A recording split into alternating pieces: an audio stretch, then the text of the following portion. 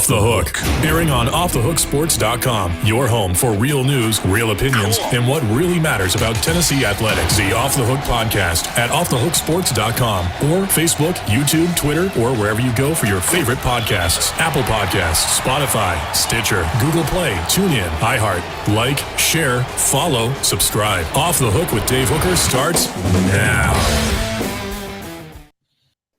Joined by John Adams on the Vol Report, brought to you by Vols Automotive Group and Big Orange Phillies. I remind you, go ahead and take the time to click that subscribe button or click that like button, I should say. Subscribe and like, comment, share, and that way we'll show up on your feed more often if you like what you see. And you'll like what you see at Big Orange Phillies every day, but especially August the 21st on a Sunday, 1 o'clock, a big event. It's going to be a preseason meet and greet, official kickoff to the season, a great place to watch the games. But on that particular day, they're going to have Latrell Bumpus, Princeton Fant, current Vols. They're going to have free autographs, autograph posters, and they'll also have the J Train. Jabari Davis will be there as well. So that's at Big Orange Phillies, right there on Maynardville Pike, downtown Halls. John Adams of the Knoxville News Sentinel, and also he does a podcast with the USA Today Network. He is a superstar. John, how are you, sir? Doing well, Dave. I appreciate the time. I want to get right to it and just get your thoughts on the pending Big Ten contract, because the television contract is coming up and it's going to be a lot of money. And I want to get to how that might affect Tennessee and how that might affect the SEC. But let's start with step one. Any day now, we're going to hear about some Big Ten, big cats getting big time money, especially when they add USC and UCLA into the television mix. Well, the prelude to this upcoming TV deal was when the Big Ten added UCLA in Southern California. So now they've expanded their market significantly. And this is a really significant deal because what it does, it puts the Big Ten on 3 different networks, Fox, CBS, NBC. So you could have a triple header on Saturday, and you'll probably get cross promotions out of that. So it's a big deal. They're calling it a $1 billion deal. So the next move would be for the SEC now to make its new deal. This will happen in 2024. The SEC deal it's all about ESPN and ABC now. Tennessee is now aligned with ABC and ESPN. No more CBS at 3:30. But I think it can come up with a big time deal as well. I don't know if it will match the Big Tens, but it probably will be close. So that's significant for college football. And we really have 2 conferences further separating themselves from the rest of college football. True. And it's kind of like the NFL, where it doesn't matter how good you are as a quarterback. If your contract's up, you get $1 more than the last guy. So I think the SEC will end up getting more. And I say that from a marketing perspective more than a football perspective. So I see being associated with, let's take Mississippi State, one of the lower ranked teams in the SEC, just in terms of interest. I see being associated with Mississippi State and getting that sort of passionate response from engaged fans being significant. Whereas, yes, you have the number 2 television market in Los Angeles, but do as many people get really jazzed and get energetic about those teams and who may be associated with them? I don't know. I don't know that that's out there. I don't think it is, Dave. And I think a lot of people, though, you have college football fans in LA, and I think the college football fan is going to look at the product. If you're not aligned with one particular school and don't have a passionate interest in that one particular school, you're a college football fan, and you're going to pick the best game on game day. And oftentimes that could be an SEC game. I mean, it's the best conference.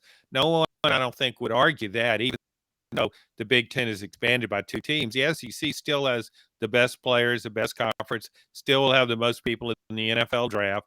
So I think the average college football game, if he's trying to choose, say, between a mid-level game in either conference, if he's trying to choose between, I don't know, let's say Nebraska versus Northwestern, or you can watch Mississippi State versus South Carolina. I think the average college football fan will pick South Carolina, Mississippi State. I agree with that. I think that's a better game. I think that there are better storylines, quite frankly, in the SEC. I think there are a lot of teams that are pretty stale in the Big Ten. And John, I go back to what I think is one of the best quotes, and you and I talked about it. The best quotes of the year is when the NHL commissioner, it was announced that they were going to work with ESPN again, and they've been on and off again like NASCAR, which happens to correlate exactly with the exposure that the two organizations get. And Gary Bettman's quote was, "Well, if you guys do half as good a job of promoting me as you did burying me, then I should be in good shape." And there's a lot of That's a truth. great quote. It's a great line, but there's a lot of truth to that. If you're not with ESPN, ask NASCAR. If you're not with ESPN, you're almost on the outside looking in at times. I don't know if this contract changes that with the Big Ten, but I'm just going off history. You better be with Mickey Mouse. I think it will change things significantly Okay. because I don't see ESPN promoting the Ohio State Michigan game when it's on another network. Okay. On game day, you're not going to have game day in Illinois or Nebraska or Ohio State. You just aren't. You're going to be promoting the SEC. And another factor in this could be not just on game day, but think this way. If you're promoting your product all day long, we now have NIL deals where players can capitalize on name, image, and likeness. Why not? Tennessee has a big-time quarterback in Hendon Hooker. Alabama has a Heisman Trophy quarterback, Bryce Young. Uh, you fly them up to Bristol to do a promo. You don't even have to fly them. You can do it Zoom. But the point being, they will promote those players, and they may get involved with NIL deals too. I just think even though the Big Ten might get a better financial boost initially and might be in a bigger markets, the SEC's alliance with ABC and ESPN is going to be a huge promotional factor. I hadn't even thought about the college game day aspect of it, but yeah, I mean, they're not going to. And I think ESPN has overly promoted, in particular, one game you mentioned, the Ohio State Michigan game, in years that I thought it was a good matchup, but it wasn't the game of the century. I think it was called by ESPN at one point. That was a little strong. So what does this mean for Tennessee? That's what I want to ask you. And it's brought to you by Vols Automotive Group right there on Callahan. It's about integrity. It's about a great service department. It's about selection. They want, they need, and they appreciate your business at Vols Automotive Group. Speak to Mr. Vols, and I can tell you, you will be well taken care of. So, John, I just see the rising water raising all ships, if that's how you say that saying, because I look at any program in the SEC as benefiting from this exposure. I mean, we point to Alabama and Georgia first, but everybody's going to be helped by the added exposure.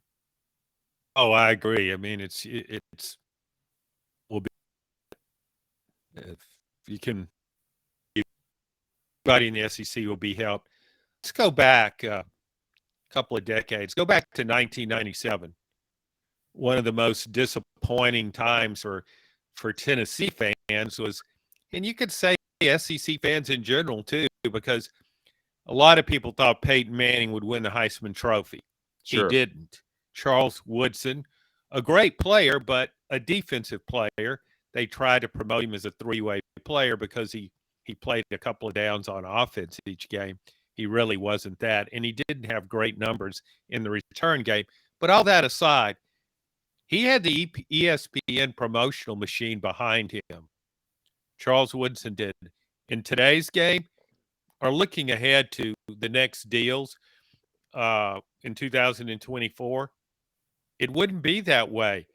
ESPN would not be promoting Charles Woodson for the Heisman Trophy when it doesn't even show Michigan's games. It wants to its advantage to promote Peyton Manning. in Tennessee for the Heisman Trophy. I think the results would have been different. I know, I agree, and I don't know what's more impressive, getting Charles Woodson the Heisman, because there was this is fact. I mean, this is not debatable.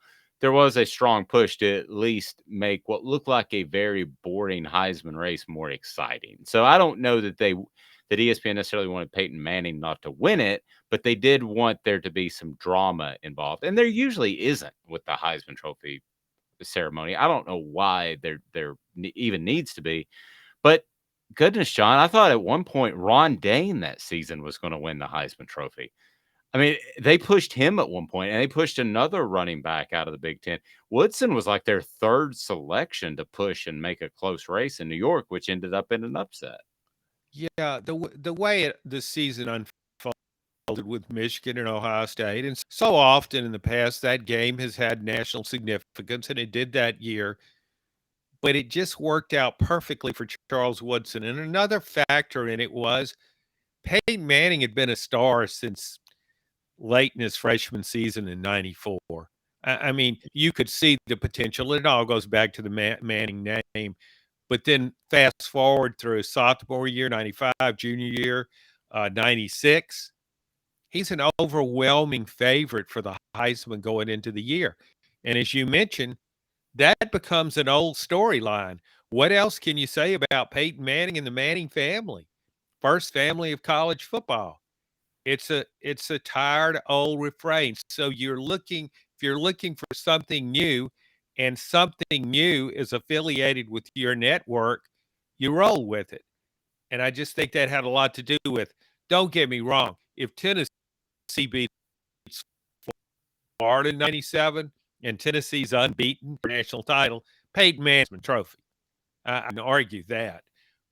But that loss, coupled with what happened with Michigan, and looking for a new theme, a new trend, and a defensive back, three-way player, if you want to call Charles Woodson that, and you get what happened, a perfect storm, so to the old cliche. It worked out that way. But I really don't know what happened now. Not because these All right. networks is going to be super competitive, and you're not going to promote the other network's product. You just aren't. Well, and again, John, we're not, let's say College Game Day that you mentioned, let's say they keep their integrity and they do cover all conferences equally, which I think the guys like Kirk Herbstreit would push for. Whether or not it happens, we'll see. But let's say that's even the case. But you can't tell me for a second that if there's a close game in the SEC and a close game in the Big Ten, that the close game of the SEC and maybe two blowouts in the SEC aren't going to lead above that close game in the Big Ten on SportsCenter. That's just the way it's going to be. I really don't believe game day will be at a Big Ten game. I don't I think they'll don't be see. no, I don't think they'll be at it, but I think they will still pay the proper respect to cover the sport, to mention those games, to They'll clarify. mention those games, but they won't have a game day and just promote it all day long. I think, and another factor in this, Dave, is I think these networks will be more cognizant of what the schedule looks like. I think there will be pressure on SEC programs, or in NBC, CBS, Fox's case, Big Ten programs, to schedule better non-conference games, or schedule more conference games. I mean, a 10-game conference schedule for the SEC. Because if your network's competing against another network, you don't want to show Tennessee versus Akron, or Bowling Green versus Auburn, when the other network's got a Big Ten game on, You're a right. conference game. I think I really think this is going to impact the sport in a lot of ways, and some of them could be positive. Yep. I'll be at Big Orange Phillies on August the 21st, and I will not be the most popular guy there. Not even close, because we got former ball Jabari Davis that'll be at Big Orange Phillies. Also, current balls Latrell Bumpus and Princeton Fant will be there. They've got free autograph posters. They've got food and drink specials. It's all at Big Orange Phillies, right there in the heart of Halls on Maynardville Pike. It's very convenient if you're in Maynardville or North Knoxville.